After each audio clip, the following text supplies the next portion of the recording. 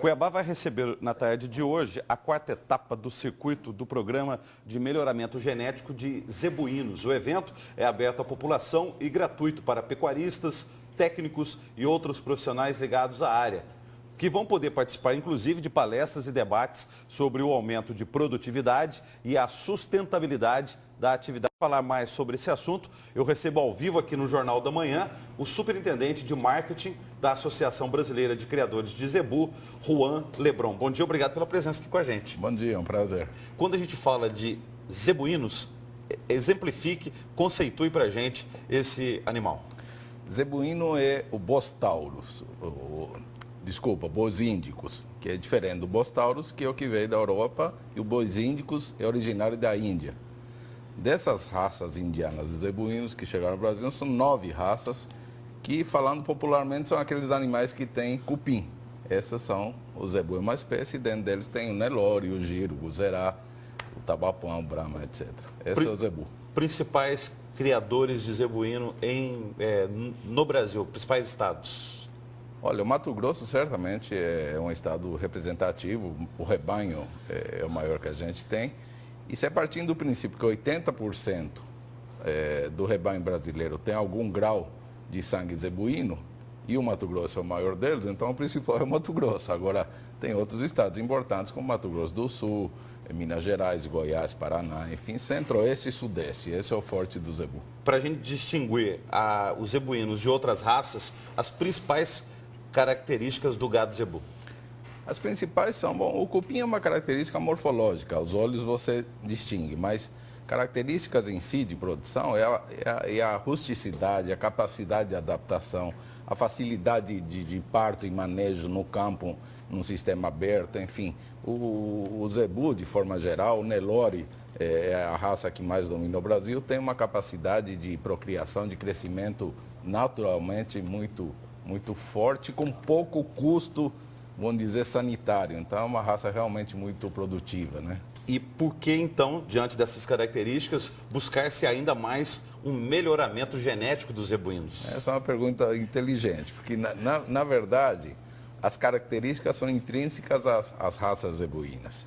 Agora, você tem que potencializar aqueles animais que têm maior capacidade de produção, que significa produtividade, dentro das diferentes indivíduos de uma raça. Então, a capacidade, por exemplo, a rusticidade é comum a qualquer indivíduo da raça. Agora, dentro da rusticidade, eu tenho que aliar precocidade, ter um crescimento mais rápido, eu tenho que aliar uma qualidade de carcaça, habilidade materna para criar suas crias. Então, dentro desses indivíduos, selecionar aqueles que têm características produtivas melhores. Em nível de criação, e aí não é só com zebuínos, é com outros tipos, outras raças de gado, há algumas polêmicas sobre assim, deve-se criar no pasto, deve-se criar em nível de confinamento. No caso do zebuíno, qual que é o melhor, o que é mais recomendável? Na verdade, as duas situações, eu trabalhei muito com confinamento também. O confinamento é uma ferramenta interessante, vamos dizer, de apoio à produção da fazenda. A vocação do Brasil é criação a pasto. E a maior parte, imensa maior parte da vida dos animais, mesmo aqueles confinados, é feita a pasto.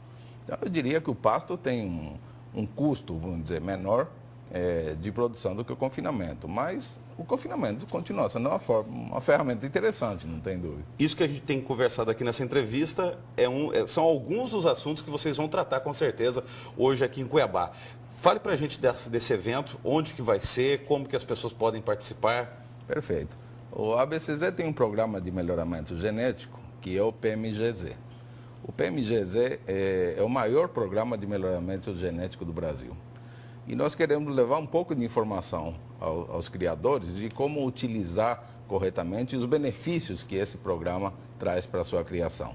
Esse é um dos assuntos, certamente o foco mais importante, o programa de melhoramento, mas vamos tratar um pouco também de sustentabilidade na pecuária, um pouco da visão da indústria na pecuária, qual a carcaça que ela quer, qual animal que ela deseja, da nutrição na pecuária, como nutrir adequadamente para que essa genética seja potencializada.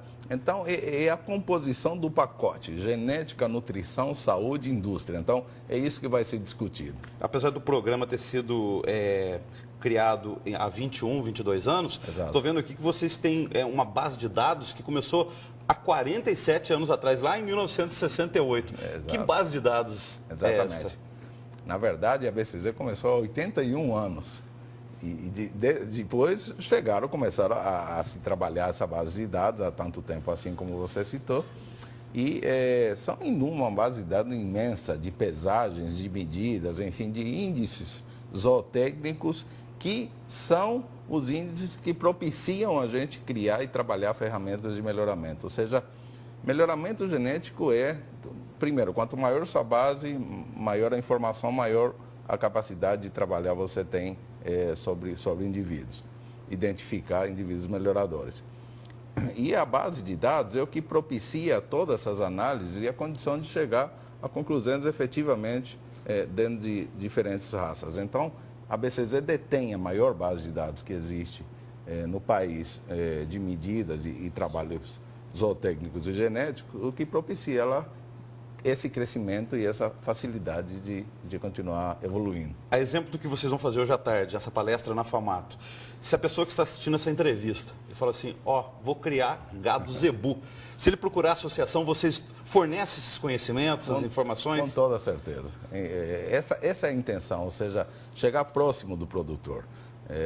Ver que a BCZ trabalha realmente, a intenção é que tenha capilaridade, que ela tenha, o trabalho dela irrigue essa base produtora do gado comercial. É isso que é o nosso interesse. Agora, em nível de, por exemplo, de controle para exportação, controle da carne, controle da raça, como que o mundo vê o gado zebu? Olha, o gado zebu, é muito interessante essa pergunta. Um colega nosso do Marfrig, Zé Crespo, ele tem acompanhado todas essas etapas.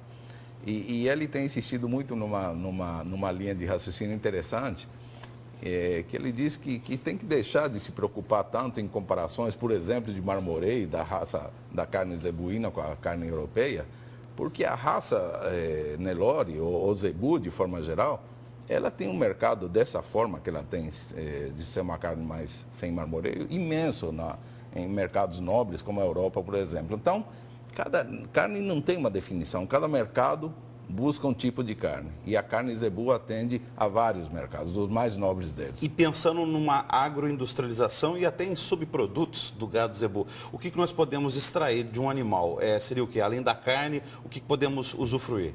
Não, certamente o leite. O zebu tem uma aptidão leiteira enorme, tem raças especializadas em leite. Tem couro de excelente qualidade, enfim, tem a carne, ou seja, a indústria, o zebu atende, as raças zebuínas atendem a indústria frigorífica com toda a excelência, ou seja, tem um produto de alta qualidade. E como é que nós estamos em nível de Brasil, ou aqui na região, nessa agregação de valor, nessa agroindustrialização? Ou nós estamos ainda só naquela exportação, na venda in natura desses produtos? Você diz o Mato Grosso? Pode ser o Mato Grosso e pode ser o Brasil, só para fazer uma panorâmica aí. O Brasil muito bem, o Brasil exporta, enfim, fica se alternando entre o primeiro e o segundo maior exportador de carne no mundo, com os Estados Unidos, e com uma indústria excelente, a indústria brasileira é fantástica, a carne é fantástica, exporta para mais de 150 países. E o Mato Grosso tem uma vocação pecuária muito, muito interessante, ele tem todas as fases da pecuária dentro do Mato Grosso. Tem sua região de cria, sua região de engorda, sua região de confinamento, tem indústria, tem tecnologia e tem vocação. O Mato Grosso respira a pecuária, ele precisa dela. E mais uma vez foi a pecuária que salvou o PIB do Brasil. Então, o Mato Grosso teve uma participação muito importante nisso. Muito obrigado pela entrevista. Obrigado. Bom dia para o senhor aí. Bom evento hoje à tarde na FAMATO. Obrigado. Obrigado. Obrigado.